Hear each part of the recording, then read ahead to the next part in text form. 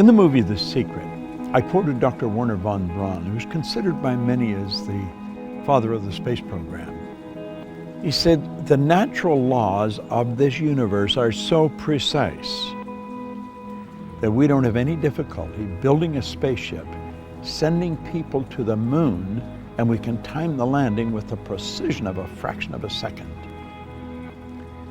He also said these laws must have been set by someone. And you know, it's strange. It's not that long ago when science and religion were really considered antagonistic. That's not so today.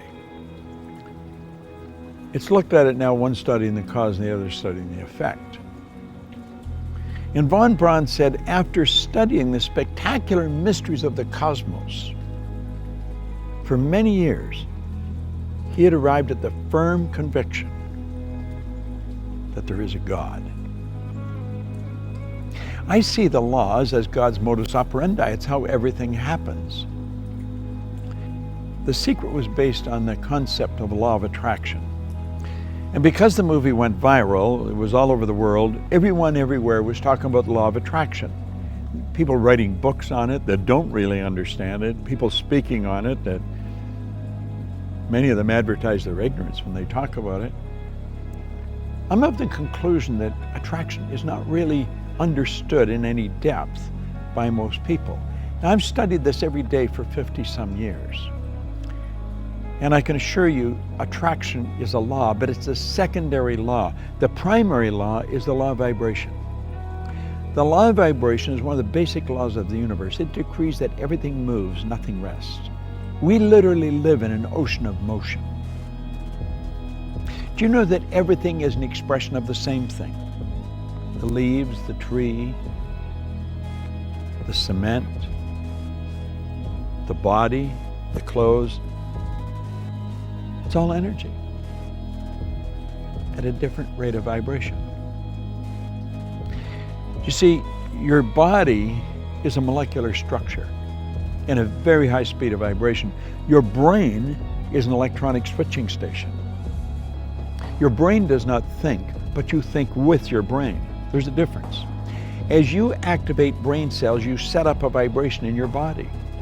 For me to just move my hand like that, I had to activate brain cells or my hand wouldn't have done it. If a person's had a stroke, where the blood just stops going to a section of the brain, those brain cells become dead. The movement in the body, in that part of the body that is controlled by those cells, stops. Vibration is something that must be understood if you're going to take control of your health. It must be understood if you're going to take control of your relationships. It must be understood if you want to become wealthy. And if you want to really master the art of selling, vibration is an essential. You've got to understand it. And yet almost all the sales training programs that are done worldwide have nothing about the law of vibration in them. As Robert Louis Stevenson said, everybody's selling. You're selling an idea, a product, or a service. And it's true. The teacher's selling the student. The parent's selling the child selling the parent. Well, what do we mean selling? Well, the professional salesperson understands that selling is doing something for someone, not to someone. And the professional will sit down and they will get to know the prospect. They will find as much about the prospect as they can. They'll have permission to ask the prospect questions. They'll gather a lot of information and they find out where the prospect wants to go, what they want to accomplish. They mentally get on the prospect's frequency and help the prospect go to where they want to go. My old mentor called that empathy-ego balance, where you're able to get into the other person's mind and see the world from where they see it. Get on their frequency, get in their vibration. The vibration you're in is going to dictate what you attract into your life. And if you're troubled, and you're worried, you're going to attract a lot of bad energy. That's why the great sufferer in the Bible said, "Lo, the thing I fear has come to visit upon me." Well, fear is a very negative vibration. It's a very negative emotion. It's caused by doubt and worry, and doubt and worry is really caused by ignorance. That's That's why Solomon said, in all you're getting, get understanding. What do we want to understand? I think we want to understand the laws that govern our being, the laws that govern our universe. And then we want to understand how to get in harmony with the law. Everything you want will come to you when you get in harmony with it. Vibration is essential to understand, but only one person, maybe 10, has any grasp of it at all. If you ask a person how they feel, what they're really telling you is their conscious awareness of the vibration they're in. If a person says, I just don't feel very well, that person's probably in a very negative vibration.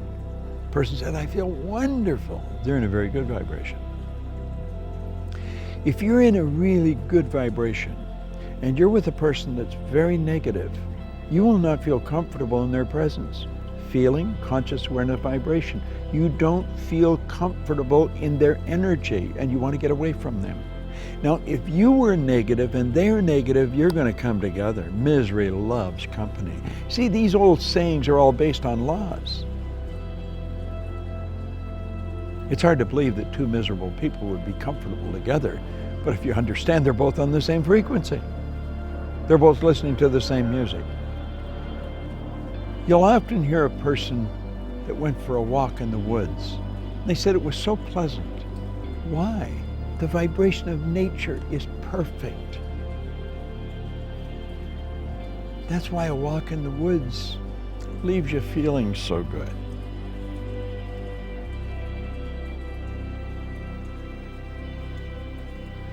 What do you understand about the law of vibration? That's a good question to ask yourself. I'm going to give you a small exercise.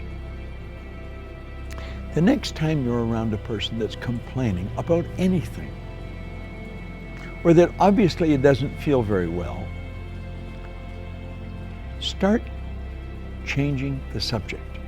Start talking to them, about something good about them.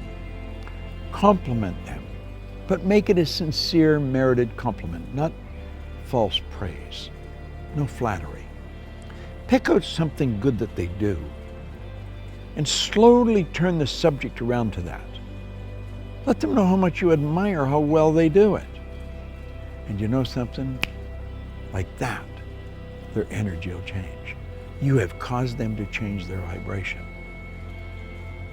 Now, the beautiful truth about this, when you do it, you'll learn how to do it to yourself when you're not feeling very good. That's the beautiful truth. We are in control of how we feel.